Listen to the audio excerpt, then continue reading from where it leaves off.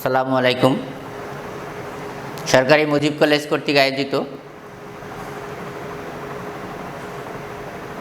Online ক্লাসে উপস্থিত সবাইকে স্বাগতম। আজকের এই অনলাইন ক্লাসে পৌরনীতি ও সুশাসন বিষয়ে যে টপিকসটি বা যে বিষয়টি আমি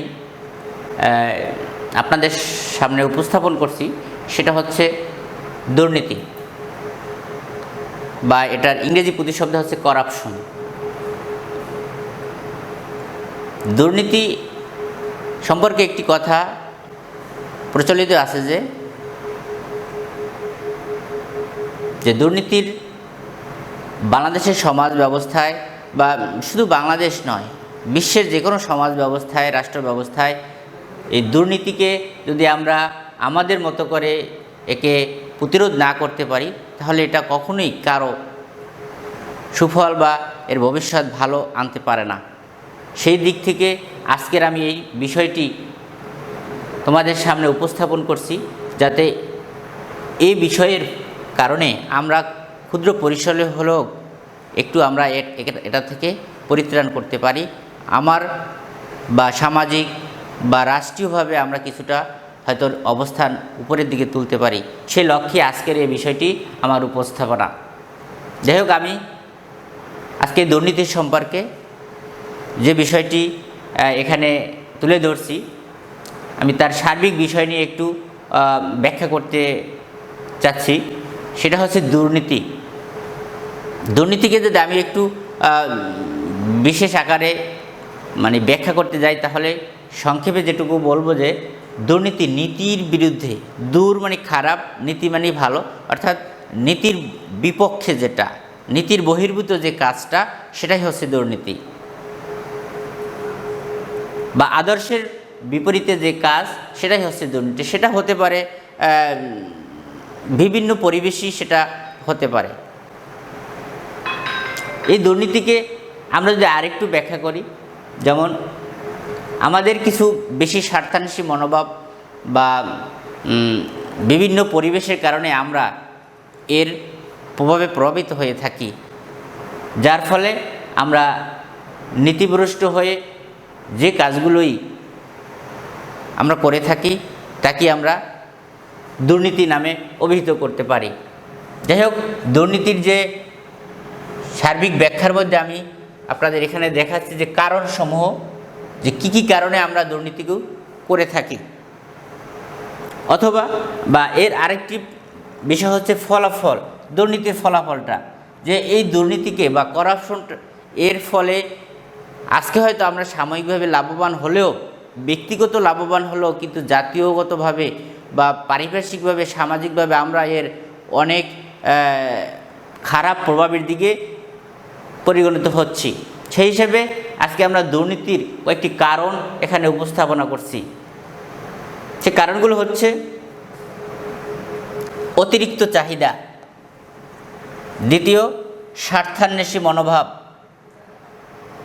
3 নম্বরে স্বজনপ্রীতি, পরিবেশের প্রভাব, রাজনৈতিক প্রভাব। এই কয়েকটি কারণ এখানে উল্লেখ করা হয়েছে। অতিরিক্ত চাহিদা, আমি কারণগুলোকে একটু সংক্ষিপ্ত আকারে উপস্থাপন করছি, যাতে এই কারণগুলো বুঝলে হয়তো জিনিসটা আরও বেশি তোমাদের সামনে ক্লিয়ার হবে। যেমন অতিরিক্ত চাহিদা, চাহিদা প্রতিটি মানুষেরই আছে, মানুষ হিসেবে চাহিদার ঊর্ধ্বে নয়, কিন্তু অতিরিক্ত চাহিদা জিনিসটি আসলেই সকলের জন্যই ক্ষতিকর। হয়তো আমার বা কারো ব্যক্তিগত বেশি লাভবান হতে পারে, কিন্তু এর ফলে অন্যান্য জনের অনেক বেশি ক্ষতি হতে পারে। হয়তো ধরো একটি উদাহরণ হিসেবে আমি এখানে উল্লেখ করতে পারি যে আজকে আমি একটি বাইক কেনার সামর্থ্য আছে, হয়তো সেইখানে আমি যদি চিন্তা করি যে আমার অবস্থান থেকে কিভাবে আমি একটি প্রাডো গাড়ি কিনব বা মার্সিডিজ বেঞ্জ গাড়ি কিনব, সেই গাড়িটি কিনতে গেলে হয়তো আমাকে বিভিন্নভাবে এই অর্থটা সংগ্রহ করতে হবে। সেই অর্থ সংগ্রহ করতে গেলে দেখা যায় সেখানে আমাকে বিভিন্ন উপায়ে এই টাকা সংগ্রহ করতে গিয়ে অবৈধ পথ অবলম্বন করতে হবে।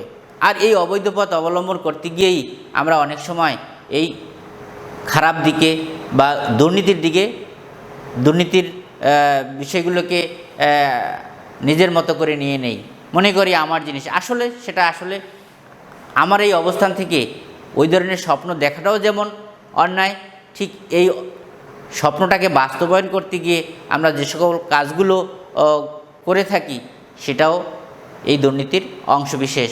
তাহলে অতিরিক্ত চাহিদা আমাদেরকে এই দুর্নীতি করতে বাধ্য করে থাকে। দ্বিতীয় পয়েন্ট, স্বার্থান্বেষী মনোভাব। স্বার্থপরতা। মানুষ সামাজিক জীব। পরিণতি বা রাষ্ট্রবিজ্ঞানের একটি অন্যতম উক্তি হচ্ছে যে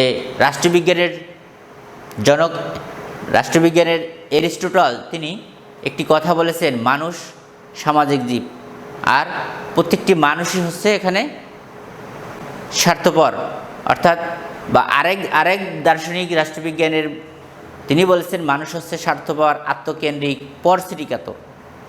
সেই হিসেবে বলি যে আমরা স্বার্থপর ঠিক আছে, কিন্তু স্বার্থান্বেষী সর্বক্ষেত্রে যদি এই স্বার্থান্বেষী মনোভাব প্রয়োগ করতে যাই তাহলে আমরা অন্যায় বা খারাপ পথে আমাদেরকে সে ধরনের মনোভাব তৈরি করতে পারে। আর এই স্বার্থান্বেষী মনোভাব থেকেই মানুষ অন্যায়ের পথে বা অন্যায়ের জিনিসগুলোকে নিজের মতো করে ভাবতে শুরু করে থাকি।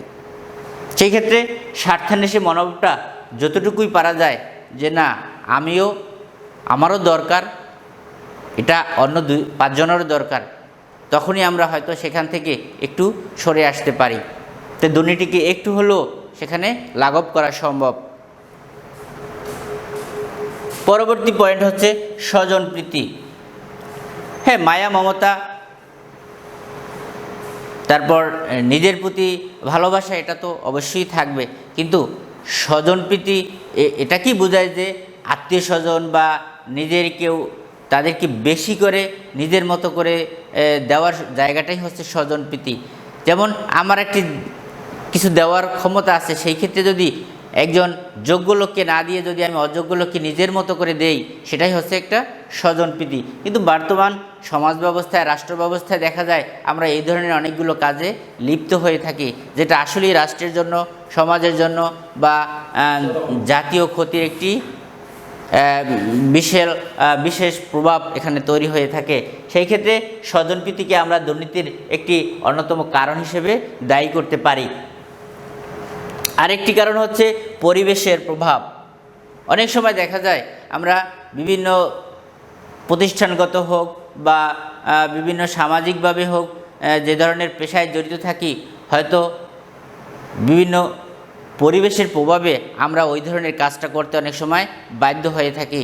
সেক্ষেত্রে পরিবেশের প্রভাবও দুর্নীতির কারণ হিসেবে কম আখ্যায়িত করা যায় না। পরবর্তী আরেকটি প্রভাব আছে রাজনৈতিক প্রভাব। রাষ্ট্র ব্যবস্থায় বা রাজনীতিকে বাদ দিয়ে আমরা আসলেই চলতে পারি না। কোনো না কোনোভাবে আমরা রাজনীতির অংশবিশেষ বা রাজনীতির সাথে আমাদের জড়িত থাকতে হয়। সেই ক্ষেত্রে দেখা যায় যে বিভিন্ন মহল এই রাজনৈতিক প্রভাবকে খাটিয়ে ক্ষমতার অপব্যবহার করে যে দুর্নীতিগুলো করে থাকে, সেটাও হয়তো সমাজ, রাষ্ট্র বা দেশের একটি অন্যতম বাধা হিসেবে কাজ করে থাকে। সুতরাং আমরা যে কয়েকটি পয়েন্ট এখানে বা যে কয়েকটি বিষয় এখানে আমি আলোচনা করেছি, সবগুলোই কোনো না কোনোভাবে দুর্নীতিকে মেন করে থাকে বা দুর্নীতিকে সংজ্ঞায়িত করে থাকে। আর এই কারণগুলোর ফলে আমরা যে ধরনের ক্ষতির সম্মুখীন হতে পারে, সামাজিক ক্ষতি, জাতীয় ক্ষতি বা আন্তর্জাতিক ক্ষতিরও প্রভাব এখানে দৃশ্যমান হতে পারে। সেই ফলাফলটা বা সেই ক্ষতির প্রভাবটা পরবর্তীতে এর সুদূরপ্রসারী যে প্রভাবটা, সেটা আমরা এইখানে উপস্থাপন করেছি যে এই দুর্নীতিকে যদি আমরা নিজেদের মতো করে ব্যবহার করি, তাহলে পরবর্তীতে কী ধরনের সমস্যাগুলো বা কী ধরনের বিষয়গুলো তৈরি হতে পারে, সেটাই আমি এখানে আরেকটি পয়েন্টে ফলাফল হিসেবে সেখানে উল্লেখ করেছি। এখন আমরা দেখব যে এই দুর্নীতির ফলে যে কয়েকটি কারণ আমি এর আগে উল্লেখ করেছি, সেই কারণগুলোর পরবর্তী ইফেক্ট বা পরবর্তী ফলাফলটা কিভাবে একটি দেশ, একটি জাতি, একটি সমাজকে কলুষিত করতে পারে বা কিভাবে নিম্নমুখী এর প্রভাবটা পরিগণিত হয় সেটির একটি কয়েকটি পয়েন্টে আমি সেখানে উপস্থাপন করার চেষ্টা করছি। যেমন 1 নম্বর হিসেবে দেখা হয়েছে অর্থনৈতিক বৈষম্য তৈরি। হ্যাঁ, দুর্নীতি আসলে কারোরই কাম্য নয়, কিন্তু তারপর আমরা করে থাকি। সেক্ষেত্রে যে ধরনের পরিবেশটা, যে ধরনের বৈষম্যটা তৈরি হয়, অর্থনৈতিক বৈষম্য, অর্থাৎ ধনী ও দরিদ্রের মধ্যে ব্যাপক তারতম্য সৃষ্টি হয়।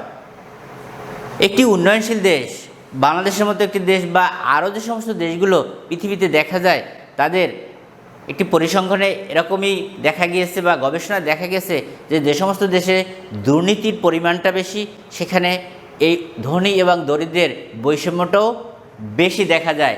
আর এই ধনী দরিদ্রের বৈষম্যের কারণেই একটি দেশ কখনোই মাথা উঁচু করে দাঁড়াতে খুব সহজে পারে না।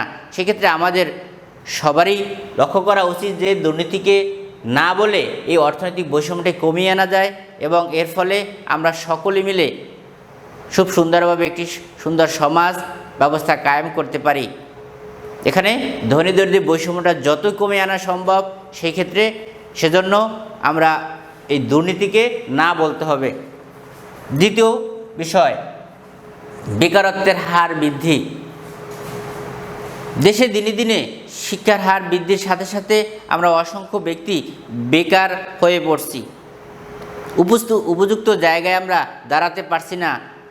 আমার যে ধরনের চাকরি প্রয়োজন, যে ধরনের পেশায় নিয়োজিত হওয়ার কথা ছিল, আসলে সেইখানে এই দুর্নীতির ফলে সেই জায়গাটা অন্য কেউ দখল করে ফেলে। ফলেই দেখা যায় যে যোগ্য ব্যক্তি বা যোগ্য স্থানে সবাই সেখানে প্রবেশ করতে পারে না। ফলে বেকার হার দিন দিন বৃদ্ধি পাচ্ছে, যেটা একটি দেশের জন্য বোঝা হিসেবে কাজ করে। বিশেষত বাংলাদেশের মতো একটি ডেভেলপিং কান্ট্রিতে এই বেকারত্বের হার দিন দিন বৃদ্ধি পাচ্ছে। এটা সরকার থেকে শুরু করে আমাদের যারা সচেতন মহল আছি, সকলকে একত্রে এই ধরনের দুর্নীতিকে না বলে এই বেকারত্বের হারকে কমিয়ে আনা দেশের স্বার্থে, জাতীয় স্বার্থে, আমাদের প্রত্যেকের স্বার্থে এটা করা উচিত। পরবর্তী বিষয় পয়েন্ট হচ্ছে মেধার অবমূল্যায়ন। হ্যাঁ, মেধা একটি প্রাকৃতিক সম্পদ, বা অনেক সময় আমরা সেটা নিজের কারণেই হোক বা পরিবেশের প্রভাবই হোক, আমরা সেখানে মেধার মূল্যায়নটা অনেক সময় নিজেকে মেধাবী হিসেবে তৈরি করতে সক্ষম হতে পারি। কিন্তু যদি সমাজ ব্যবস্থা, রাষ্ট্র ব্যবস্থা যদি এই মেধাকে মূল্যায়ন না করা হয়, সেই ক্ষেত্রে দেখা যায় দিনে দিনে ভবিষ্যতে এই মেধাবী বা মেধার মূল্যায়নটা সম্ভব হচ্ছে না। মেধার মূল্যায়নটা দিনে দিনে কমে যাচ্ছে।